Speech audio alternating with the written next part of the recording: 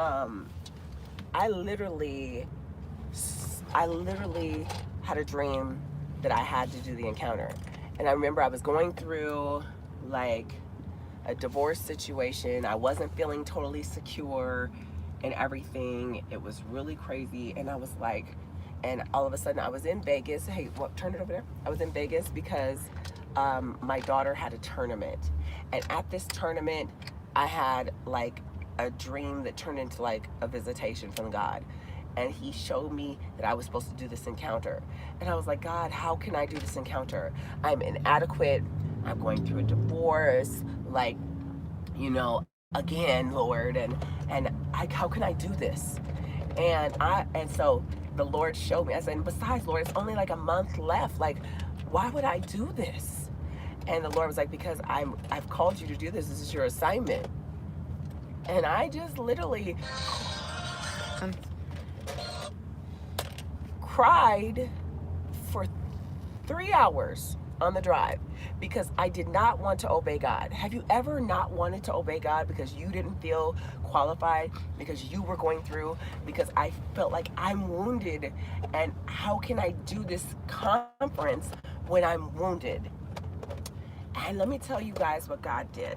God anointed my friend Sarah.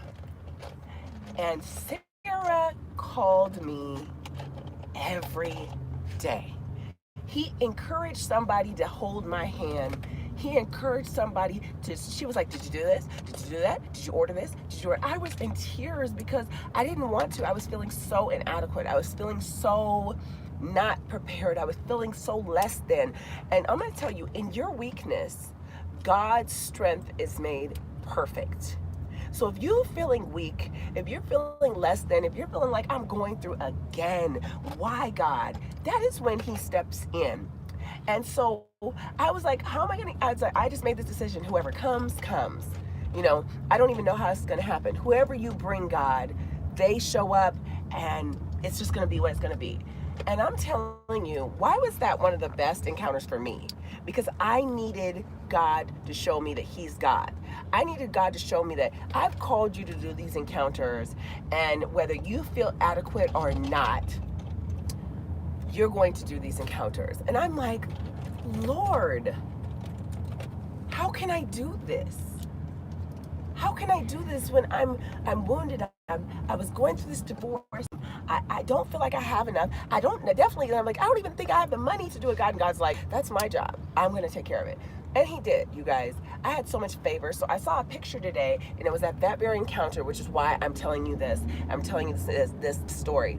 Is at that encounter, the girls were awesome. Every speech was awesome. But Reverend Deborah Manns. So if you guys haven't followed Reverend Deborah Manns, I love this woman with all my heart. She showed up for the encounter, and man, when she ministered, I never heard somebody so raw, so honest, so deep, so just, she broke it down to where I was glued to her while she was talking, but she was empowering me with her testimony. And she laid hands on me. I got these prophetic words that, it's hard sometimes. I don't know about you. Sometimes you get a prophetic word and you're like, how is that going to happen?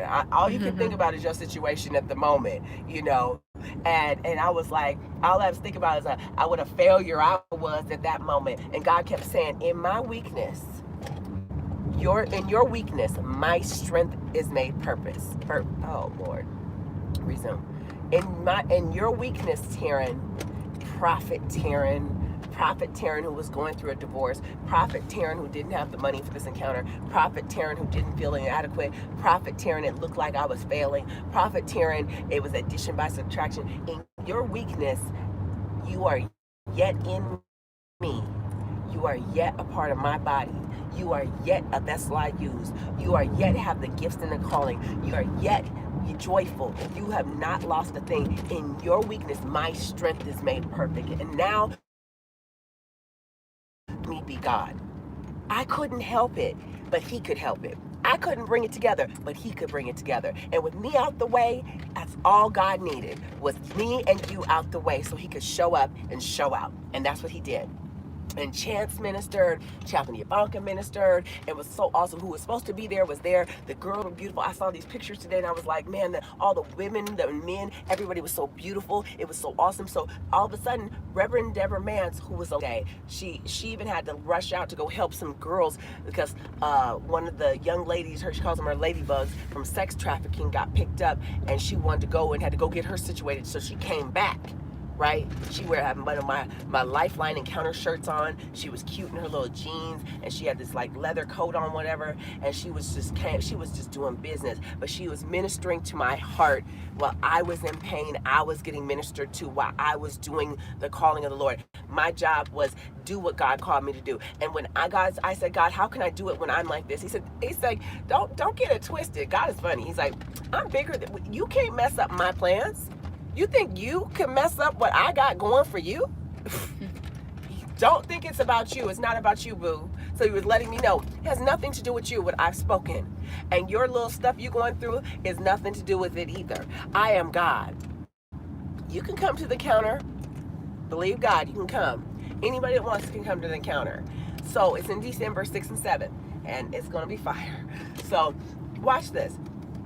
So the picture I saw today, Reverend Deborah Mance takes her hand and she puts her hands, she's laying her hands on me, and I have my hands straight in the air. And I remember I was just crying. And so I posted that picture on my Instagram today because I was like, I was like, look what happens when you have powerful sisters around you. Look at what they do. And I was teasing her. I said, look at you. You laid hands on me at my lowest point, and look at where I'm now. Now I'm all over the place. I was like, I can't take you nowhere, you know. And if you feel low today, if you feel like you've had losses, God has to have addition by subtraction, and it brought up the best character in me. It taught me not to be concerned about who's there and who's not there. If they're for you, they're going to stick with you. They're going to be there. They're going to love you.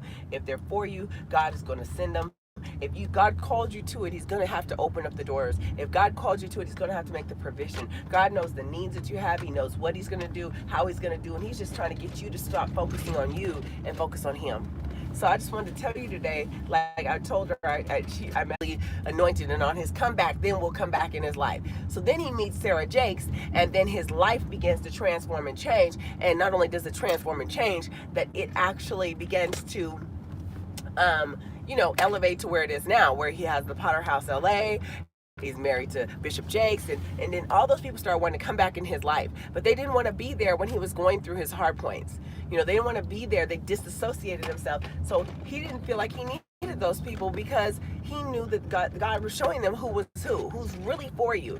And I wanted to salute my dear friend, Reverend Deborah Mance, that never, also Chaplain Ivanka, never changed, like loved me through, believed in the God in me, still accepted, knew I was the prophet who I was, and I thank God for that. So I just wanted to encourage you guys today that God is so good.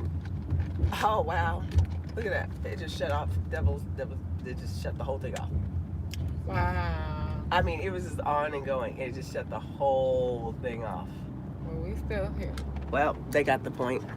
So, you guys over here that's still hanging with us, we thank the Lord. No, I guess that was just crazy. The whole app just shut off.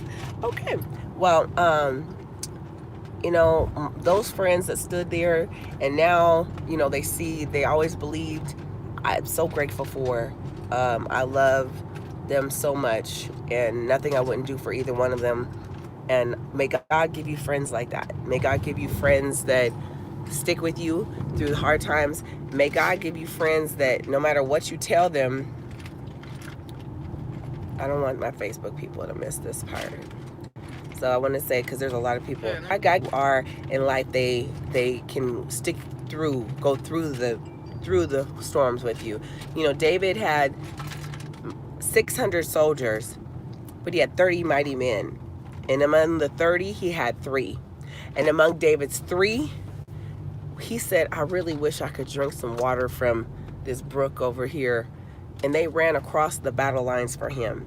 May God give you some that will stand in the battle lines for you, that will go the distance for you, that will not wonder if you're anointed still because you made some what seems not so good choices, where you feel like you can be honest and they're not going to lose their friendship or look at you, giving you real friends.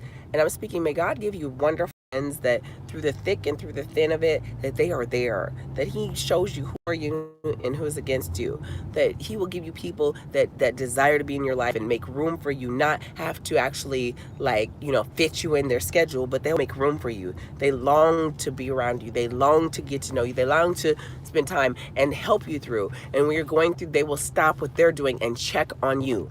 I was watching this documentary on Bill Gates and his wife. Now, if Bill Gates can factor in his kids' schedules, his wife's schedule, his wife time, his date time, and it said that Bill Gates' parents, every single night they swam together before dinner. So he said family was important to him.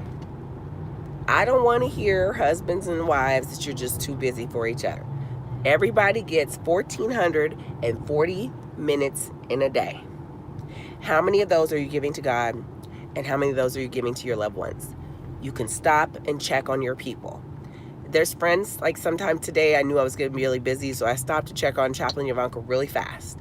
But I tried to call her. She was busy. I said, I'll try you a little bit later because I've got some stuff going, but I wanted her to know I was thinking about her. So it's not too foreign to send a card anymore. It's not too foreign to reach out and send a cash out to somebody and say, I was thinking of you and I love you. It's not too much to just say, I believe in you or something. Say something so they know that they're cherished and they're thought of, because you never know what people are going through. But especially if you know somebody's going through, stick with them. Stick with them. The Bible talks about the good shepherd leaving the 99 to go after the one. Be that one that goes after when everybody runs away. You're the one that checks on them and runs in. When everybody's fearful of their Goliath, you're the David that runs in and cuts off the head of the serpent. Be that strong one that sticks with them through the storm and rain, not the one that's pointing the finger and jumping on the bandwagon and believing all the hype or the media. You're the one that's saying, nah, I don't care what they're showing on the media. There's something wrong about that. That's not right. Use your discernment. And even if it is, one time somebody said something, I remember,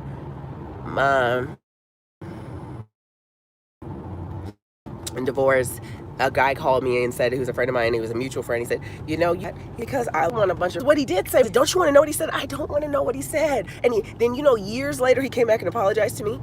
That guy did. I said, I want people, let's just say I did everything he said I did. Let's just say that.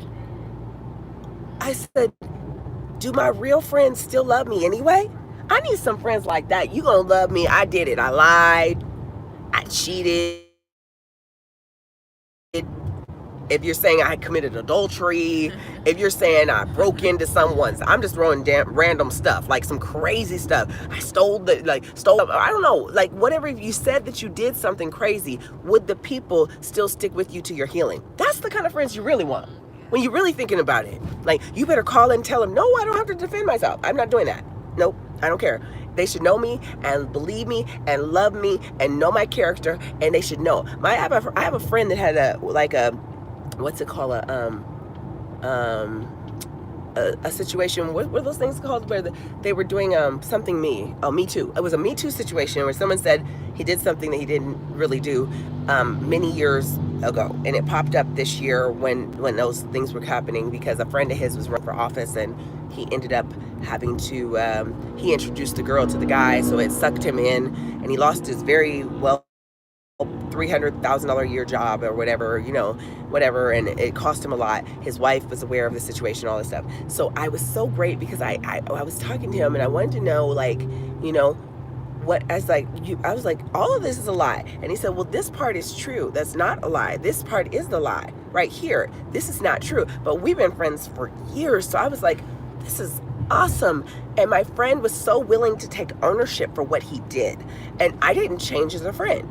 I went and met with him several times and checked on him and let him know I loved him and I prayed for him and I was caring for him in spite of what he told me, where a lot of people didn't want to speak to him anymore. And I thought, wow. So, be that friend that even think of yourself, the worst thing you've done, because everybody has something, that worst thing that you don't want to tell nobody, and you really told it and they loved you anyway. That's the kind of people you really want to be in somebody's life. you know? So if you're feeling hurt, if you're feeling shameful over it, get over it. God's got people that are still going to be there. If they're going to move on, they don't like you, then it's okay. You know, I want you to be encouraged that my low points, Reverend Deborah Manns and Chaplain Ivanka were there for me and never like condemned me or anything. Like gave me honest truth, but truth to help me grow and truth to help me get where I needed to be and truth to love me through. So I have such a love for them for that. And I pray that you have the same type of friendships. I pray that you have the same type of people in your life that really are there for you through thick and thin and will lead you to the cross and lead you to the Lord and help you and come get you. If they don't hear from you, come knock on your door or come check on you or what have you. But they're not playing any games, they're just wounded. And when you're wounded, you need people that love you and can just discern how to help you out of your situation and how to build you when you can need building. And this is really the love of Christ, you know? Yeah, we're all guilty and he still did it for us. We're still guilty and he did it for us. All of you who are sowing offerings, thank you so much. We're actually going to the studio today, so it's a perfect day to sow if God lays on your heart to sow something to the ministry. Thank you. Appreciate you guys so much.